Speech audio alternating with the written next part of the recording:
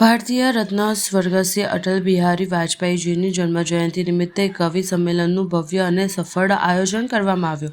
The Maharaja Sayajirao university of બરોડાની faculty of performing arts દ્વારા faculty internal quality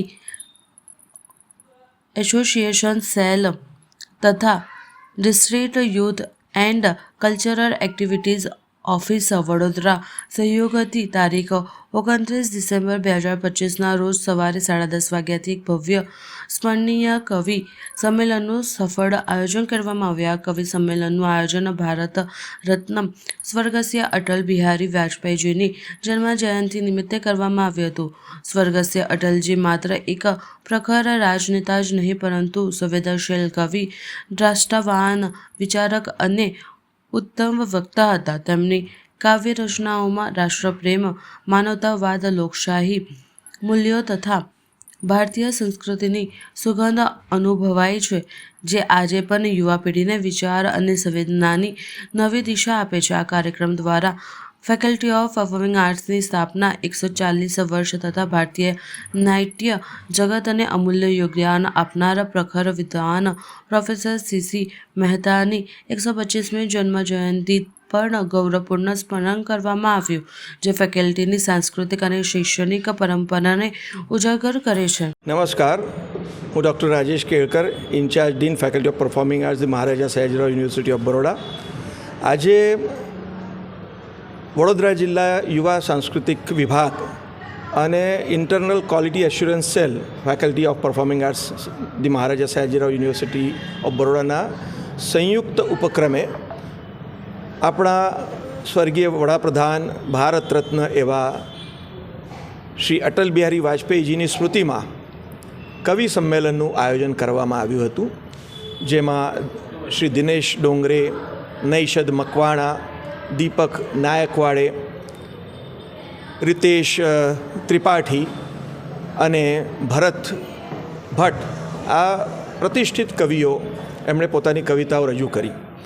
હવે ઘણીવાર સવાલ થાય કે ફેકલ્ટી ઓફ પરફોર્મિંગ આર્ટ્સ એટલે નૃત્ય, ગાયન, સંગીત અને નાટ્ય, એમાં કવિતાઓનો શું સંબંધ?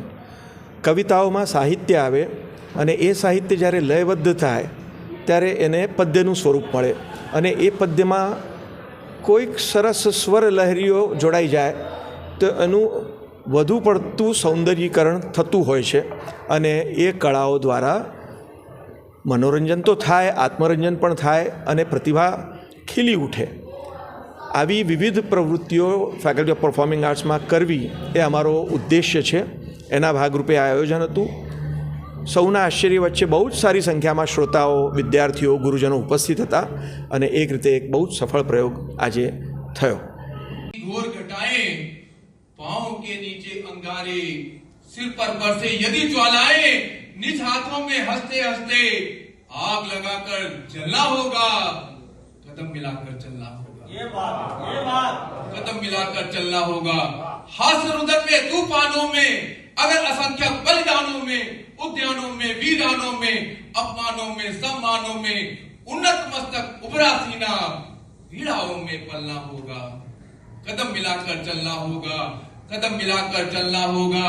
और उजियारे में, अंधकार में, कलकहार में, बीचधार में, घोर पीड़ा में उग आया नव अंकुर, झरे सब पीले पात, कोयल की कुहुक रात, प्राची में, ईस्ट में, पूर्व दिशा में, प्राची में अरुणिमा की रेख देख पाता हूं, गीत नया गाता हूं, गीत नया गाता हूं. टूटे हुए सपनों की कौन सुने सिसकी, टूटे हुए सपनों की कौन सुने सिसकी, अंतर की चीर व्यथा पलकों पर ठिठकी. हार नहीं मानूंगा, रात नहीं ठानूंगा, हार नहीं मानूंगा. उनकी ये स्टाइल थी. करने अपना मंगलसूत्र बेच के आई है, मेरा मंगल करने अपना मंगलसूत्र बेच के आई है. ऐसा एक गजल का मतलब है जो माँ बाप पे है कि यूं तो विरासत में ही मुझे कम मिले, यूं तो विरासत में ही मुझे गम मिले, सहे जो माँ बाप ने उससे तो कम मिले। यूं तो विरासत में ही मुझे गम मिले, सहे जो माँ बाप ने उससे तो कम मिले।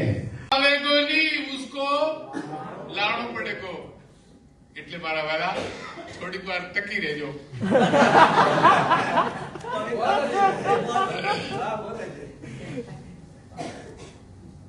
मेरा खुशकिस्मत है कि मैं जब कच्छ में डीओ था और भूकंप आया था, उसके बाद वहां की भचाऊ की जो गवर्नमेंट स्कूल थी वो गिर गई, तो नई बनाने के लिए जब भूमि पूजन हुआ था तब वाजपेयी जी आए थे और उनके साथ हमारा थोड़ा अधिकारियों के साथ मिलना, कुछ बातें करना मुझे सौभाग्य मिला।